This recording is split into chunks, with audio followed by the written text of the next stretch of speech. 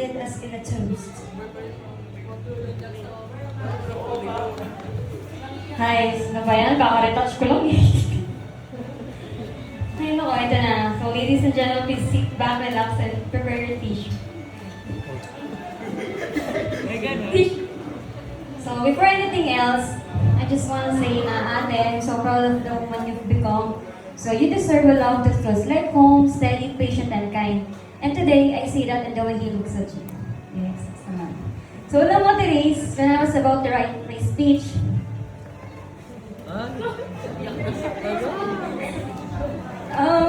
I saw about speech and cried. So, not because I didn't know what to say, but rather because I realized that the piece of paper I started on wasn't big enough to convey all the reasons you mean so much to me. Straight on English, please to achieve it. So anyways, alam mo naman sa sarili mo na simula bata pa tayo. Ikaw na talaga yung best friend ko. Joke, ikaw yung pinaka number one enemy ko sa lahat-lahat. But don't worry kasi kahit madalas tayo mag-away, ikaw yung kapatid na kasama ko sa lahat, sa tawanan, iyakan, sa mga sekreto na tayo lang nakakaalam.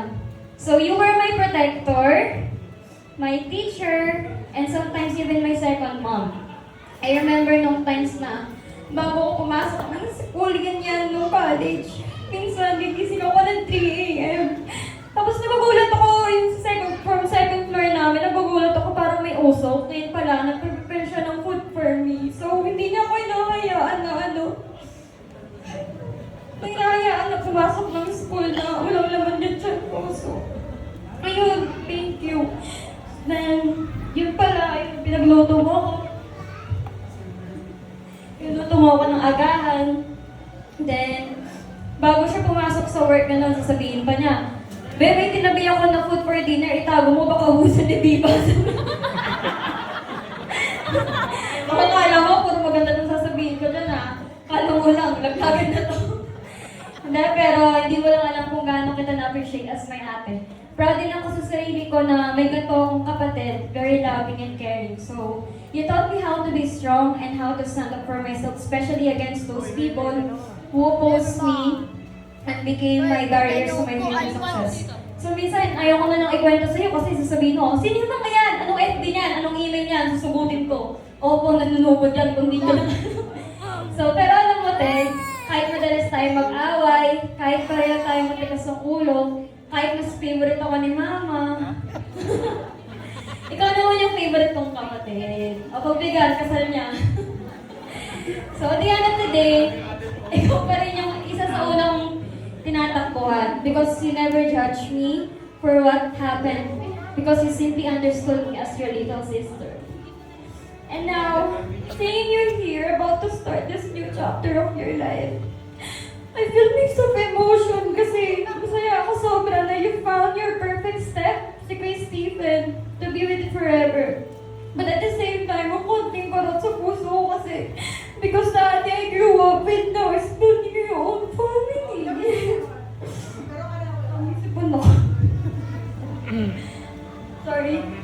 But then I realized na kahit isa-isa na kayong kinakasal sa mga kapatid ko dyan, lalo na akong paano yun mawawalin ako ng kasama sa bahay. Wala na akong ate ko sa bahay. Kami na lang kung isa lang ito na yun. Na-realize, hindi naman kayo nawawala, nadadagdagan lang tayo. So sana wag niyong kalimutan na may bunso kayo sa bahay. Uuwihan niyo pa rin ako ha. So to the man standing beside her, thank you.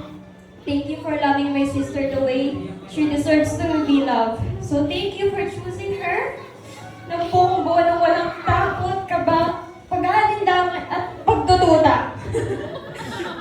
Pero simple lang hiling ko, kinuha mo siya sa amin ng masaya at buo. Siguraduhin mo, araw-araw mo siyang pipiliin kaysa sa Mobile Legends, ha?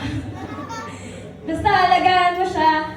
Sana wag mo siya pagbuhatan ng kamay, masasakit na salitawan. Ako lang nakakatawa. Please continue to be her safe place, her partner, and her best friend. And tandaan mo, you're not just marrying her, you're marrying into a family that loves deeply and protects fiercely. Pero bago matapos ng speech ko, nalala ko lang, kapag ako na ikakasal, kasal, sino magiging maid of honor ko? Si Biba! Joke lang. Anyways, welcome to the family. Lagahan niyo ang isa't isa, especially on the hard days.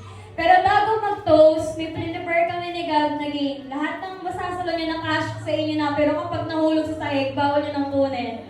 Joke lang, joke lang, kasi gagawin mo na yung gift natin. So itong gift na to, simple lang to. So, prepare lang namin to in rush.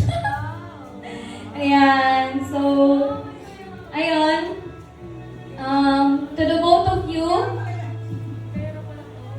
may your marriage be filled with love, laughter, and endless understanding. Kahit anong mangyari, please, piliin niyo pa rin ang isa't isa every single day.